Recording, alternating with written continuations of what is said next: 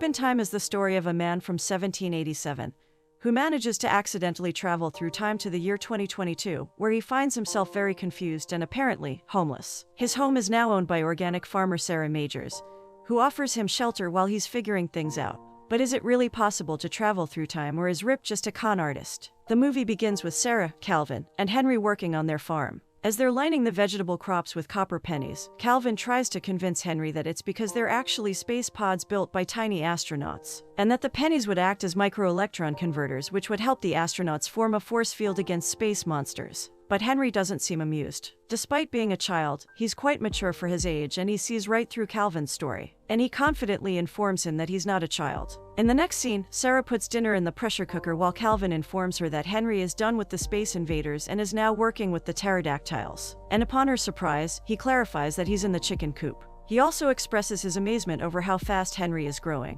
that make-believe stories don't even impress him anymore. As for Henry, he's busy feeding the chickens when he spots a tall, dark figure near the turnips. But as he draws closer, he finds that it's a man devouring raw turnips. He lets out a sudden gasp. However, upon Henry's inquiry, the shabby-looking man confirms that he's not a robber and is in fact unarmed. He even claims that he's a man of honor. But Henry is still dumbfounded and proceeds to call his mother. Sarah rushes out to Henry, who informs her that there's an intruder in the barn. He also asserts that though the man looks homeless, he is non-threatening. Sarah, though, is appalled simply at the idea of Henry even conversing with a strange man in the barn. She also calls out to her dad as she heads inside the barn, gun in hand. She immediately threatens the man with the gun. The man tries to plead, but he is even more taken aback when she turns on the lights. Flabbergasted, he asks her if she's a witch, and Henry pipes in to inform him that she was, in fact, a witch for Halloween. The man apologizes profusely and begs Sarah not to shoot him. He asserts that he hit his head and is rather confused about what's happening himself. He then inquires if he can speak to her husband, but she refuses, and Henry quickly informs him that he's dead. The man apologizes again and explains that he understands that Sarah is a spinster forced to wear pants like a man to protect her family. However, Sarah is definitely offended and threatens him not to come any closer. She also urges Henry to go in and bring Calvin. But Henry doesn't want to miss any of the action and claims that he can't leave her alone. So, Sarah continues yelling for her dad and heads in herself. As the two enter the house, Calvin callously tells them that dinner's ready. But Henry is quick to inform him of the homeless man's presence, much to his alarm. Sarah tells him how he seems to have hit his head and that she thinks he's quite harmless. In fact, she tells him that she might actually need a first aid kit instead of the gun. Calvin agrees but tells her to have Ted, the local sheriff, promptly come over. Sarah reassures him that the man just seems lost and confused. And Henry adds that he must have been very hungry because he was eating raw turnips. So, the family heads out with a bowl of stew for the man in the barn, who gulps it down readily, exclaiming that it's the best stew he's ever had. He then informs them that his name is Rip, but he can't seem to recall his last name. Sarah also introduces herself and her family. Rip tells him that his mind has been foggy since he woke up and he can only remember bits and pieces of what happened. The countryside and landmarks seem familiar to him, but not quite at the same time. Sarah asks him where he's from, but he tells her that this is where he's from. Calvin suspects that Rip might have been related to their neighbors who had a boy in the military. And upon asking, Rip readily admits that he served in the military. Ted also arrives at the scene and asks if everything is okay. Sarah reassures him that there's nothing to worry about. But Henry pipes in and claims that a robber is living in their barn. At this, Sarah sternly tells him to go back inside the house. Then Sarah explains that it just seems to be their neighbor's veteran son. She also adds that she suspects he has PTSD, but that he's quite harmless. Rip comes out of the barn as well and informs Ted that he's not dangerous. He asks him if he's from the local constabulary, and Ted responds that he's from the sheriff's office. Sarah tells him that Ted might be able to help him figure out his situation. However, Rip is genuinely surprised by Ted's car and asks him why it doesn't have any horses. But Ted mockingly responds that he has tiny horses under the hood. Eventually, Rip gets in the back of the car and Sarah wishes him good luck. Ted snickers at the name Rip and Calvin comments that he seems jealous. Sarah, though, clears the air and claims that there's obviously nothing to be jealous about since they literally just found him in the barn. She also explains how he might have hit his head, which is why he doesn't seem to remember anything. It's obvious that Ted likes Sarah, so he reassures her that he'll get Rip's fingerprints to help him remember who he is. He then proceeds to tell her about a new restaurant in the area and how he'd like to take her there. But Calvin interrupts to coldly remind him that he has a man with a possible concussion that he should deal with before planning dates. And Ted finally drives off, telling Sarah that he'll call her later. At the hospital, Rip is startled by all the sounds, but Ted tries to pacify him and tells him that it's just a hospital. However, the doctor soon informs them that there are no signs of a concussion or head trauma, and Rip seems just fine, apart from the fact that he's obviously very confused. Ted also admits that his fingerprints don't match anyone in their database. Nevertheless, the doctor tells him that Rip needs to stay in the hospital for observation overnight. The next morning, as Sarah is tending to the farm, Rip pops in again. Sarah is somewhat startled by his sudden appearance, but he insists that he wants to work off the meal that they provided him. Henry tries to dump his own chores onto him, but Sarah disapproves. She asks Rip if he's better now, and Rip responds with how things are quite magical, and he actually feels like this might be heaven. At this, Sarah chuckles and informs him that her dad would probably not be here if it was heaven. Calvin then takes Rip to milk the cows, and it appears that he doesn't know anything about a milking machine either. Sarah proceeds to prepare breakfast for everyone, including Rip, who is astonished to discover the concept of veganism. Still, he points out that the apple trees need trenching and pruning, to which Sarah responds that it's more work than they can handle, which is why they haven't gotten around to it yet. Their farmhand left and they don't have a replacement. And Rip volunteers to help instead, but Ted shows up before Sarah has a chance to answer. Ted informs Sarah that they ran Rip's mugshots and fingerprints through their database, and nothing came up, not even in the military archive. Hence, they have no idea about who Rip actually is, and thus, he thinks that he can't be trusted. However, Sarah reassures him that Rip is just a veteran with some form of trauma, so he shouldn't be sent to jail. Ted tells her that he won't really go to jail unless she wants to register a trespassing complaint, which she blatantly refuses. She agrees, though, that he might need help at a psych hospital, but that he can stay at the farmhand house for a few more days until everything's sorted. She points out that her family would be very worried about him, but Ted disagrees. He doesn't think that Rip should stay for long, especially considering his situation. However, Sarah shuts him down, telling him that he wouldn't want Rip to be institutionalized if he was his family. Ted admits defeat and tells Sarah that she's too nice and that she should stay cautious and lock her door. Also, that she should call immediately even at the slightest hitch of trouble. And before he leaves, he prompts an answer for the restaurant date again, and this time Sarah awkwardly agrees. Sarah and Calvin try to find something about Rip on the internet. They find an article about their neighbor's son who received a Medal of Honor for a war. Upon asking, Rip confirms that he also received an honorary medal for the war. But it's hard to match Rip with the man in the picture because he has such long hair and a beard. So, they decide to get him a shave and haircut, and although Rip is initially skeptical about the clippers, Sarah manages to calm him down. And much to their dismay, Rip looks nothing like their neighbor's son. Sarah then tries to coax more information from him about the war wherein he was wounded, and he confidently informs him that he fought the British in Delaware. Just then, Waylon pops in, and it's clear that he has some sort of unspoken rift with Calvin. Upon hearing about Rip's war, he assumes that he's referring to reenactments, and informs him that he's also very into that time period. However, Rip is quite offended by his comment and claims that they had to fight against their own people during the war, and it was so intense, so how could Waylon claim to enjoy it? And Sarah decides they should leave before the situation escalates any further. Once they're outside, Rip apologizes for offending Waylon, but Calvin assures him that he's a know-it-all and that he'll even claim that he led the American Revolution, if you let him.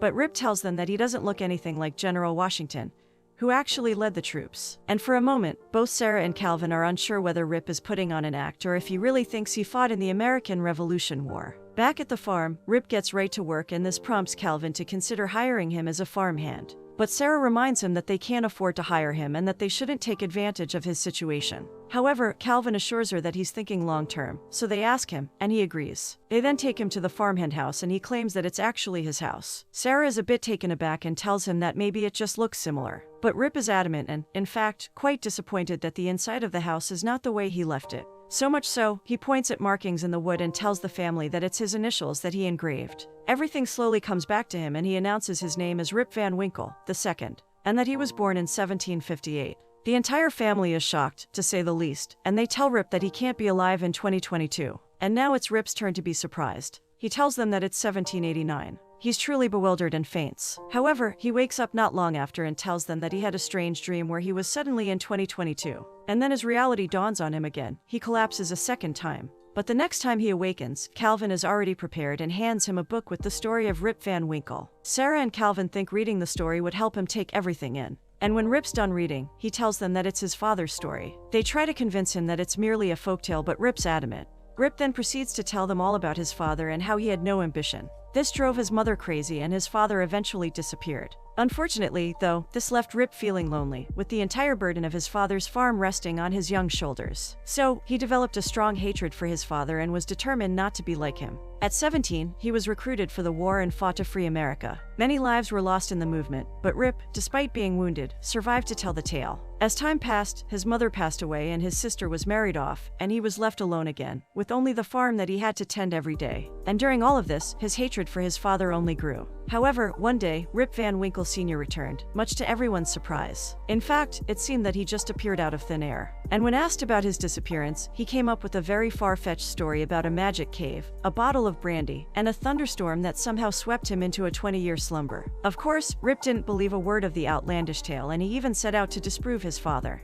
But things didn't exactly go according to plan. He hiked past Cotterskill Point, all the way to the mountain ridge, and actually found a mineral cave like the one his father had described. The clouds started thundering too, which forced him to seek shelter inside the cave and take a swig of the brandy to keep himself warm. After that, he fell into a slumber and awoke very hungry. But when he stepped out of the cave, things seemed different. The landscape seemed to have been altered somehow. And then, Rip explained how he met Henry in the barn. Once he's finished telling his story, Henry informs him that it's even crazier than Calvin's alien stories, which is saying something. Neither Sarah nor Calvin or Henry seem to believe Rip's story, but they all collectively decide to retire for the night. Sarah runs into Ted the next morning, and he tries to convince her to press charges and get rid of Rip. He thinks that Rip is a threat, especially because his record's not checking out. But Sarah reassures him that Rip is very polite and completely harmless. As for Henry, he faced bullying at school because of Rip and he's pretty pissed. Rip approaches him in an attempt to pacify him. Henry confesses that he hates Wiley because he's a bully, and how he wishes he could teach him a lesson. Rip tells him that big doesn't always mean strong, and there's always a way to use your enemy's size against them. And he even promises to teach Henry how to defend himself. That sets his mood straight, and he thanks Rip for the offer. Rip's also a hit at the farmer's market, with ladies lining up at Sarah's stall to buy homemade butter just to get a chance to talk to Rip. And for the most part, it seems the Rip is finally starting to adjust and blend in with everyone. At night, after putting Henry to sleep, Rip and Sarah sit together on the porch. Sarah shows him a game on her phone and he tells her all about how they used to actually make their own toys when he was a kid. In fact, he grabs a blade of grass and toots it as a demonstration. It really sends Sarah into a laughing fit and she genuinely seems impressed. She asks him to teach her, and he obliges. And the two really seem to bond well. And as time passes, Rip also starts to befriend Henry. He starts teaching him basic combat using fake swords so he can defend himself. His help around the farm also proves invaluable, and Sarah specifically thanks him for it. They also candidly chat for a bit, and Rip expresses how societal norms have changed so much over the years. He also appreciates Sarah for how she handles everything perfectly, just like a man, if not better. And Sarah reveals that she booked an appointment for Rip in New York if he's comfortable seeking help, to which he agrees. However, they're interrupted by Henry, who hands Rip a toy tractor so he can get used to it, and won't be afraid of a real tractor, and it seems the two have really bonded well. Soon after, Sarah and Rip head to New York and find that it has changed significantly since they've been there. The psychiatrist hypnotizes Rip to better understand his condition and expresses that the case is extremely fascinating, considering Rip was able to maintain his delusions even under strict hypnosis. She runs a few tests just to be sure and discovers a foreign object in one of the X-ray reports. Rip is operated on under anesthesia, and the object turns out to be a bullet, that one from 1820. However, they brush it off as an elaborate reenactment stunt of the American Revolution. Rip and Sarah go for a stroll in the city, and Sarah finally shares her own story with Rip. She tells him about her parents and her baby daddy, and why she's so passionate about working at the farm to produce what she calls real food. And Rip expresses how he's proud that the war he fought to liberate America actually bore fruit. He realizes that their sacrifices were not in vain because America has become so marvelous. The next day, the doctor claims that there's no probable explanation for Rip's condition, which leads her to believe that his story about traveling through time might actually be true. In fact, she redirects them toward a quantum theory expert, Dr. Silver, who has a better explanation to offer. Dr. Silver informs them that they were able to formulate an equation that theoretically proves Rip's story. He explains that there exists some sort of connection between elemental particles across time, and that an energetic wormhole due to the lightning bolt in the mineral cave could have resulted in a time fold that brought Rip all the way to the future. He also believes that it's theoretically possible to reverse the event. But what Sarah is more concerned with is that Rip's story is apparently real, though she really can't bring herself to fully believe it. On their way back, Rip thanks Sarah for both bringing him here and for taking him and his story seriously. He tells her that she's a genuinely kind and generous person and that he can't thank her enough. He also confesses that he's actually starting to settle in, and some days at the farm, he doesn't even want to go back home. Back at home, Ted is still adamant about getting rid of Rip because he thinks that he's some sort of con artist that's going to scam Sarah and her family. He tells her that Rip is probably lying about everything and that he's heard of loads of similar stories, wherein con artists target easy marks and take advantage of them. However, Sarah seems rather offended by his comments and how he considers Calvin and her to be so gullible. She sends him off, but he tells her that they'll meet at the upcoming town festival. At the festival, Rip and Sarah take to the dance floor. Rip is yet again amazed by how the sound system's playing music without any real musicians. Sarah tells him to just give in to the beat and let his body take over. He gives it a try too, but eventually requests the DJ for a slower tune. Rip and Sarah take to the dance floor again, until they are interrupted by Ted. Ted takes Sarah by the hand and guides her to the dance floor, but her eyes never leave Rip, and she smiles to herself, just replaying their little moment in her head. In the meantime, Rip heads over to Calvin's defense, wherein he's being bullied by Waylon. Waylon claims to be selling ancient tools, but it appears that he's got it all wrong. He doesn't know a thing about what is what, and Rip points it out. He exposes Waylon in front of everyone, who then pretends to be occupied with a phone call, leaving Calvin feeling smug. Calvin can't stop talking about Waylon's face even when they're back home, but he heads to bed anyways. As for Sarah, she pulls Rip aside for a little privacy, and the two of them share an intimate moment on the porch. However, a very jealous Ted looks over at them from the shadows. As soon as Rip heads into the farmhand house, Ted follows suit and threatens him. He manipulates him into thinking that he's ruining things for Sarah, Henry, and Calvin by making a joke out of their reputation. He confesses that he loves Sarah and that Rip doesn't really have anything to offer any of them. Rip tries to reason with him at first, but eventually, his words start getting to him. Ted ends by harshly telling Rip that he doesn't belong here and that he should go back to where he came from.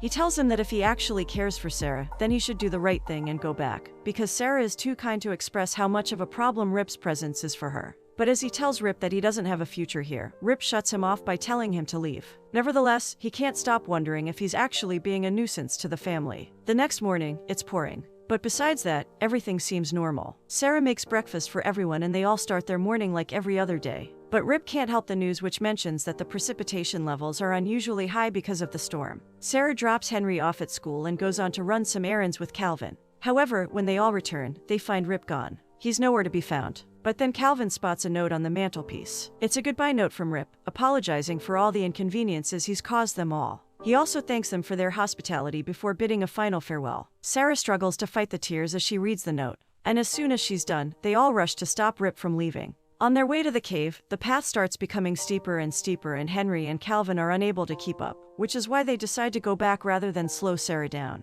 As for Sarah, she's determined to find Rip no matter what. She goes around, wildly calling for him until she finally finds him inside the cave. Rip is surprised to find her out in the storm, but she ignores it and confronts him about the letter. He confesses that Ted opened his eyes to the truth and that he doesn't want to hurt them all anymore, and that this is his only chance to get back home. But as they stand and stare, their feelings become too much to hold inside, and Rip confesses his undying love for Sarah by proposing. Sarah chuckles and tells him that they don't have to get married just yet, but they can start dating. Suddenly, they're interrupted by thunder crashing, and find that Rip's bag is gone from the cave. However, they have everything they need right there at that moment, and they both decide to return back to the farm together, because they've decided that that's where they belong. As for Rip's bag, it returns to the 18th century where his father finds it, reads his diary, and discovers that his son is happy and doing well. He smiles to himself as he reads it, and thus, it's a happy ending for everyone.